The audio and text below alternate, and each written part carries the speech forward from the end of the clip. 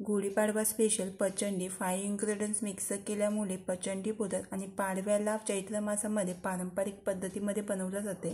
मराठी नवीन वर्षामध्ये पचंडी बनवण्याची मागची एक कहाणी आहे। पचंडीमध्ये चिंचेचा पल्प मिक्स करण्यासाठी चिंच पाण्यामध्ये फुगत ठेवायची आहे।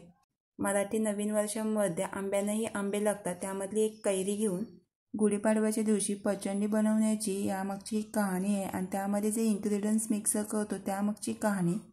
पचंडीमध्ये कडुलिंबाची पानं घेतो आणि ती कडू असतात आणि जिंदगीमध्ये आपल्या लाईफमध्ये परेशानी टेन्शन कडुलिंबांच्या पानांचा एक महत्त्व म्हणून मिक्स करून घेतात। कच्ची कैरी म्हणजे लाईफमध्ये सरप्राईज आणि खट्टास भरतो, त्यामुळे कच्ची कैरीही मिक्स करून घेतात। पचंडीमध्ये काळ्या गुळाचा वापर करायचा आहे, साखरेचा वापर नाही करून घ्यायचा। शरीरासाठी आयुर्वेदिक म्हणून पचंडी सर्व केली जाते। ब्लॅक पेपर मिरी पावडर मिक्स केल्याने अग्रेसपणाचा एक सोल्युशन आहे। गूळ मिक्स करण्याचं कारण हॅपीनेस खुशी या सर्व मिळून काही पचंडी बनवली जाते। मी काचेचा बाउल घेतलाय, पण मराठी लोकांमध्ये मातीचाच भांडा घेतात आणि मातीच्या भांड्यामध्येच बनवण्याची एक परंपरा आहे। बारीक चॉप केलेली कैरी, गूळ आणि पाणी मिक्स करून थोडाच मीठ, 2 पिंच मीठ, ब्लॅक पेपर पावडर, चिंचेचा पल्प मिक्स करण्याचं कारण लाईफमध्ये चेंजेस येण्यासाठी। पचंडी बनवण्याची एक छोटीशी कहाणी आहे, म्हणून पारंपरिक पद्धतीमध्ये पचंडी बनवली जाते।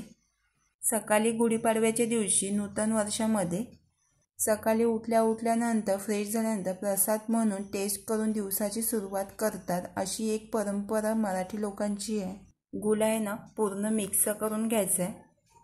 कडुलिंबाच्या पानांचा रस पिल्याने शरीरासाठी पण चांगलं आयुर्वेदिक आहे। माझे आजोबा सकाळी उठल्यानंतर गुढीपाडव्याच्या दिवशी कडुलिंबाच्या पानांची पेस्ट तयार करून ज्यूस तयार करून प्यायचे 1 ग्लास। यामध्ये कैरी मी किसून मिक्स करून घेतलेली आहे, कारण की खटासपणा येण्यासाठी। गुढीपाडव्याला कम्युनिटीमध्ये वेगवेगळ्या नावांनी बोललं जाते। सिंधी कम्युनिटीमध्ये चेती चांद बोलतात, काश्मीरमध्ये नावरे, आंध्र प्रदेश आणि तेलंगणामध्ये युगादी, कर्नाटकमध्ये उगादी, महाराष्ट्रामध्ये गुढीपाडवा, मराठी नूतन वर्ष। मी कडुलिंबाची पानं जास्त मिक्स नाही करून घेतले, तुम्ही बारीक बारीक कट करूनही मिक्स करू शकता। कडुलिंबाची पानं थोडी जरी मिक्स केली ना तरी नॉर्मल करवटपणा येतोय।